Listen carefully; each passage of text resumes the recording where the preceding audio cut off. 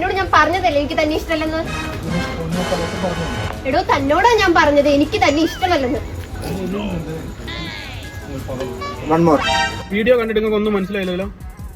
പക്ഷെ അത് അഭിനയം അറിയാവുന്ന ആൾക്കാർക്കും ഇതിനെപ്പറ്റി അറിയാവുന്ന ആൾക്കാർക്കും പഠിച്ച ആൾക്കാർക്കേ മനസ്സിലാവും. ഒരാള് ഇഷ്ടമല്ല എന്ന് വന്ന് പറഞ്ഞിട്ടും ഏകദേശം 16ഓളം ഭാവങ്ങൾ, അതായത് 16ഓളം അഹംഭാവങ്ങളാണ് ആ സൂപ്പർ സ്റ്റാറിന്റെ മുഖത്തൂടെ മിന്നിമാഞ്ഞു പോയത്.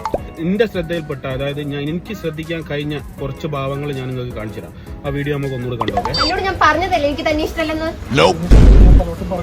എടോ തന്നോടാ ഞാൻ പറഞ്ഞത് എനിക്ക് തന്നെ ഇഷ്ടമല്ലെന്ന്.